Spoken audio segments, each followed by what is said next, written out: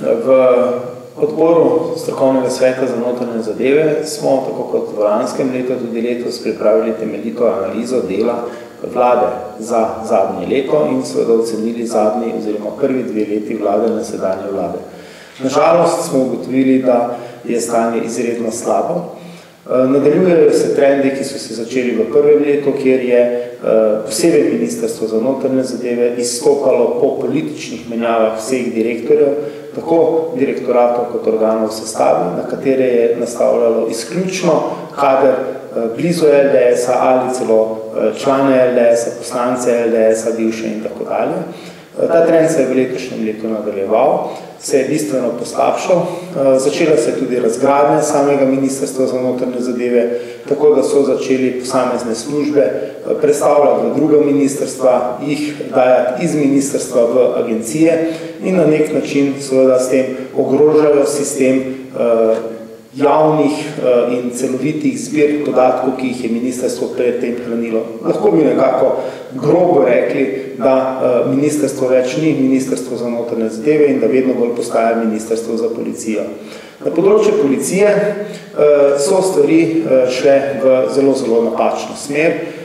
Ustanovili so urad, nacionalni preiskovalni urad, ki je seveda zakonsko postavljen tako, da v sami osnovi poraja sum in dvom, ali bo delal strokovno, ali bo delal politično in za sedaj ni nobenih resnih znakov in indicev, da se je v delu policije kaj bistveno premaknilo, predvsem na področjih, za katere bi naj ta urad bil ustanovljen. Zato smo ocenili v odboru za notranje zadeve, da je to organ, ki je ustanovljen za to, da bi lahko kadarkoli politično deloval proti posameznim politikom oziroma političnim strankam, kar je seveda nesprejemljivo za demokratično družbo. Prav tako smo se v zadnjem letu srečevali z najemom stavbe za nacionalni preiskovalni urad, kjer je veliko znanih nepravilnosti. Gre predvsem za to, da je organ najel stavbo, da je ministrstvo najelo stavbo in plačuje za to stavbo višjo najemnino kot lastnik te stavbe oziroma tisti, ki jo je zgradil na leasing, plačuje leasing banki.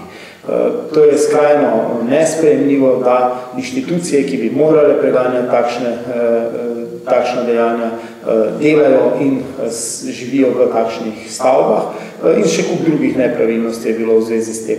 Stanje v policiji se je seveda tudi na drugih področjih bistveno poslabšalo. Vse spremembe na področju rebalansa proračunov so šle v škodo operativnega dela policije.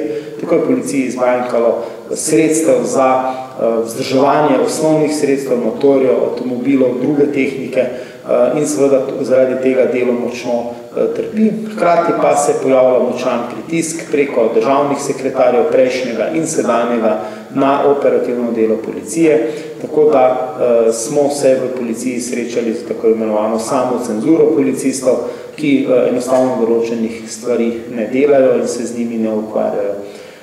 Pravzaprav je sistem podrejen eni stranki, še bolj skrbi pa to, da ima tudi področje pravosodja na čelu ministra iz LDS in tako praktično ena stranka obvladuje ves represivni organ in v povezavi z vsemi pritiski na tožilstvo smo prišli lahko v situacijo, da se lahko proti komorkoli, kadarkoli sproži postopek zaradi stvari, ki sploh niso obstajale in se ti postopki lansirajo v javnost takrat, ko komu ustreza, seveda zaradi političnih namenov. To so precej težke ocene za delo ministrstva in samo želimo si, da se ta proces ne bi nadaljeval. Nažalost pa vsi znaki kažejo, da bodo ti postopki tekli dalje v to smer in kdorkoli bo kasneje prevzel takšno ministrstvo, bo seveda imel ogromno dela s tem, da bo sploh sistem ponovno vzpostavil in da bo policija lahko spet zaživela v popolni strokovnosti, kot je to bila že v preteklosti.